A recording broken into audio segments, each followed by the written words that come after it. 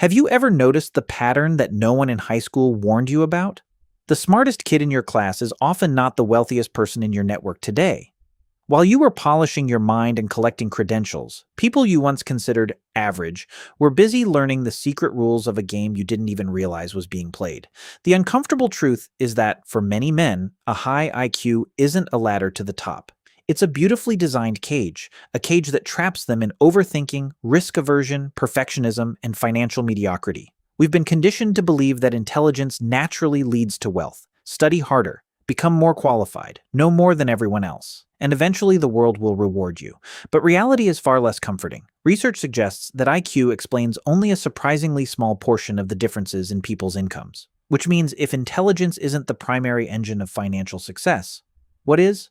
Today, we're going to dismantle the psychological traps that keep brilliant men broke and reveal why the world rewards positioning, execution, and leverage far more than raw brain power. And if you've spent years wondering why you seem capable of so much more than your actual life reflects, this may explain why. The first and perhaps most dangerous trap is the confusion between declarative knowledge and procedural knowledge, or more simply, knowing how to do something versus actually doing it. Smart men are especially vulnerable to what we could call the illusion of knowledge. You understand compound interest, you understand entrepreneurship, you understand fitness, you understand negotiation, you understand exactly why you procrastinate, and somewhere along the way, your nervous system begins confusing understanding with progress. You can explain leadership perfectly, but if no one would follow you into a parking lot, that knowledge is functionally useless. You can explain how businesses acquire customers, but if you've never made an offer to a stranger, you don't actually know sales in the way that matters. You can understand investing for 10 years and still have less money invested than someone who learned the basics last Tuesday and opened an account on Wednesday. The marketplace does not pay you for what you know. It pays you for what you can produce, for problems you can solve, for value you can capture, and for the uncertainty you're willing to tolerate while doing it. This addiction to information often leads directly into the second trap, analysis paralysis. Because an intelligent brain can vividly simulate 20 different ways a project might fail, hesitation begins to feel like sophistication. You don't call it fear. You call it doing more research. You don't say you're avoiding the decision. You say you're waiting for more information. You spend 6 months researching real estate markets. You build spreadsheets. You compare neighborhoods. You model interest rates. You watch 73 videos about leverage and downside risk. And somewhere across town, a person who understands half as much as you buys a small property, makes 5 mistakes, learns from all 5, and now possesses something you don't: real-world data. You were trying to think your way into certainty. They acted their way into competence. That's the cruel advantage of the doer. They don't need to know everything before moving because movement itself generates information. You, meanwhile, are demanding 100% certainty from a world that has never offered it. By the time you finally feel ready, the opportunity has often already been taken by somebody less prepared but more willing to look stupid. And that leads to a deeper problem, because for many intelligent men, fear of failure isn't really about losing money. It's about losing identity. This is where maladaptive perfectionism enters the picture, especially if you grew up as the gifted child. In school, intelligence gave you status. You were praised for knowing the answer. You were told you had potential. You received gold stars for being correct. And without realizing it, you learned an extremely dangerous psychological lesson. Being wrong means something is wrong with you.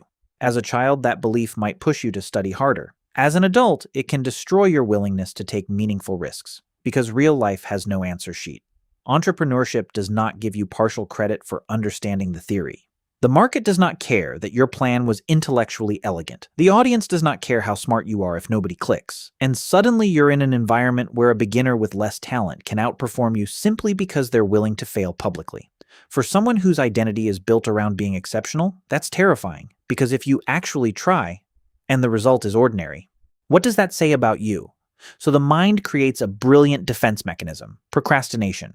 You tell yourself you haven't succeeded because you haven't really started yet. You were busy. You needed another qualification.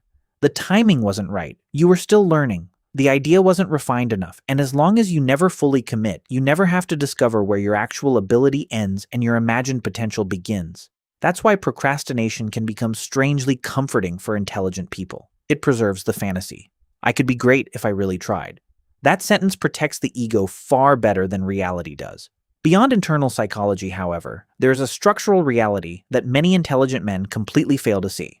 Call it the law of positioning. Wealth doesn't naturally flow toward intelligence, it flows toward leverage. Intelligence without positioning is like owning a master-crafted sword while standing in the middle of a desert. Beautiful, powerful, completely useless.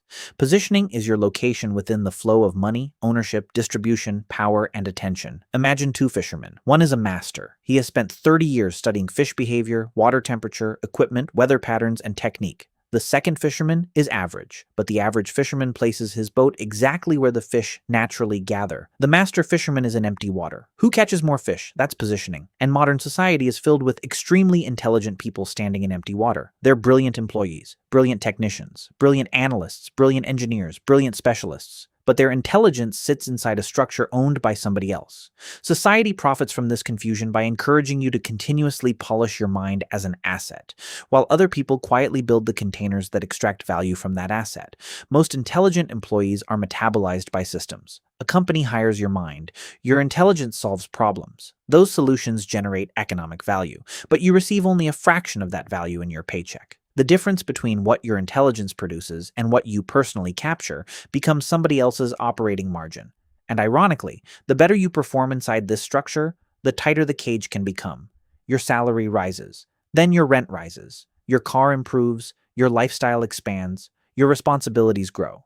You become too expensive to start over, too comfortable to risk the paycheck, too committed to the identity you've built. What looks like success from the outside becomes a hostage relationship. You don't own your intelligence anymore. Your monthly obligations do.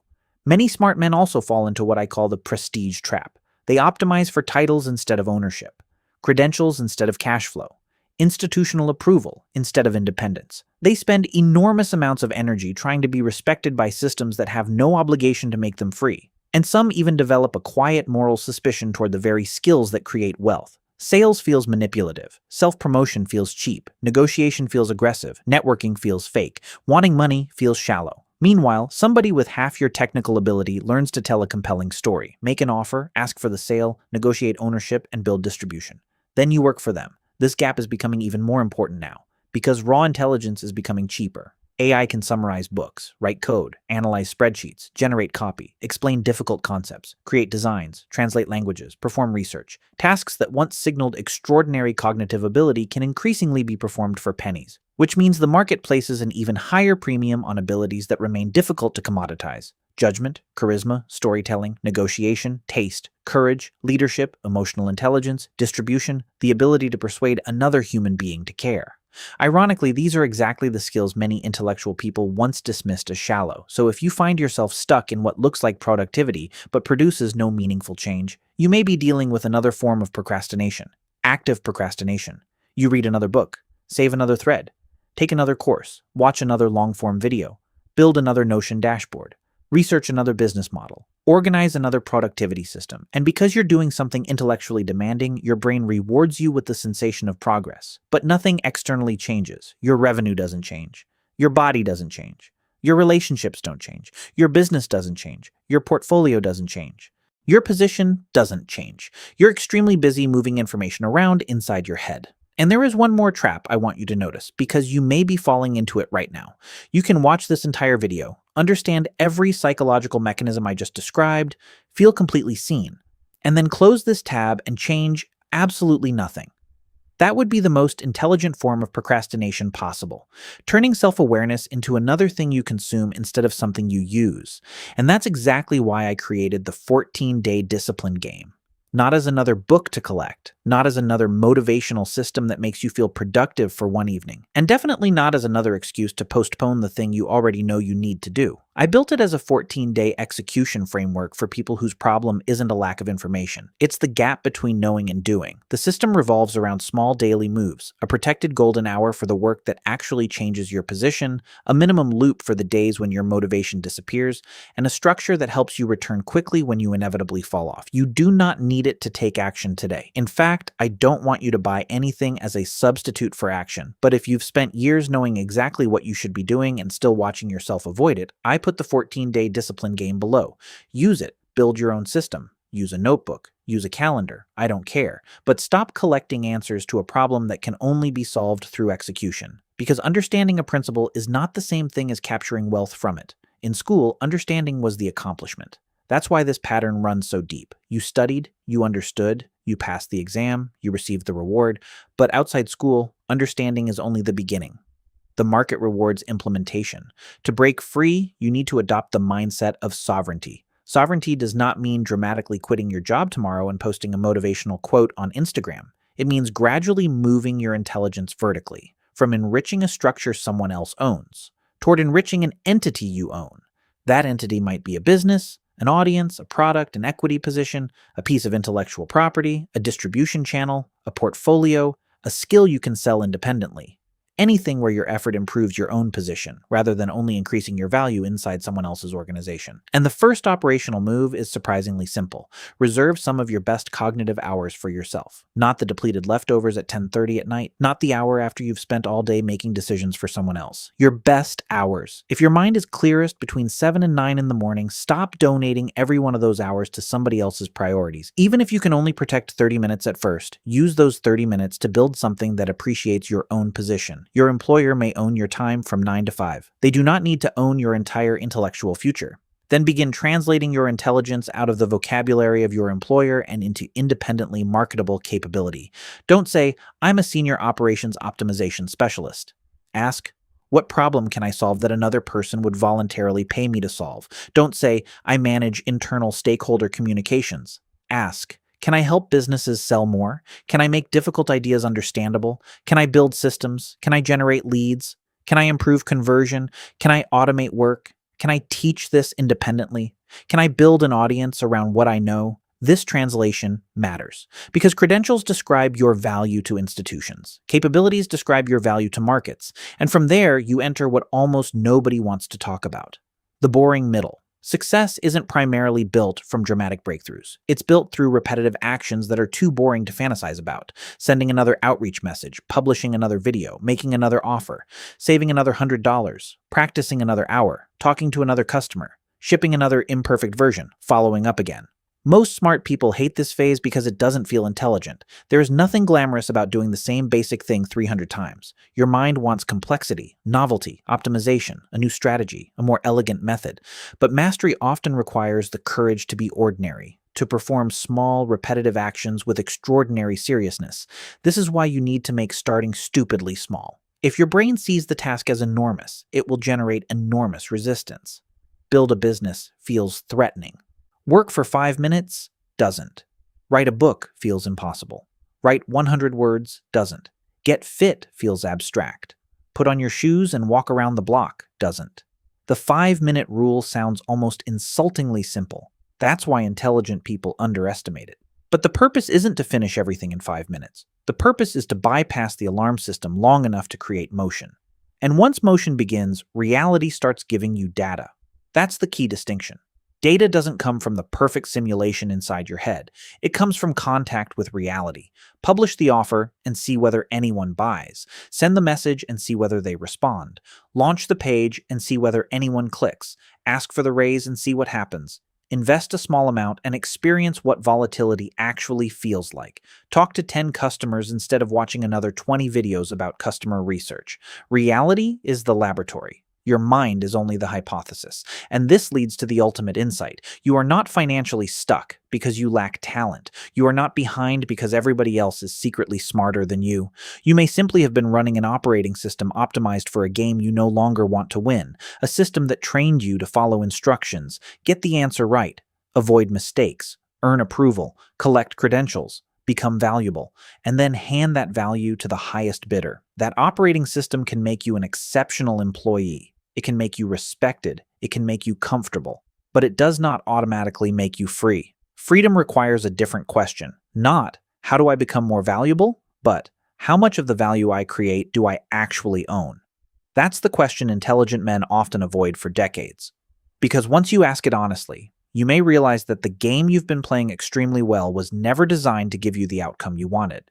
So stop trying only to play the game better. Start owning a piece of the board. If this exploration of the smart man's struggle resonated with you, don't make the mistake of turning this video into one more piece of information you understand but never use. Your future self does not need another breakthrough tonight. He needs evidence that you can move. So before you close this tab, identify one thing you've been researching, planning, optimizing, or postponing, and make one irreversible move toward it. Send the email, publish the page, make the offer, open the account, post the video, ask the question. Spend the first 5 minutes doing the uncomfortable thing instead of thinking about it. And if you know your real problem isn't understanding what to do, but building a system that keeps you doing it after motivation disappears, the 14-day discipline game is linked below. That's exactly what I built it for. Not more knowledge, execution. Either way, don't leave here with just another idea. Leave with evidence. And if you want to continue exploring the hidden architecture behind ambition, discipline, wealth, identity, and the strange psychological games our minds play against us, subscribe and join us. Then tell me in the comments, what is the one small risk you've been avoiding because you're afraid to be wrong? Write it down publicly. Make it real. Because your decision to act today may be the only intelligence test that truly matters. Go become the person you've spent years proving you have the potential to be.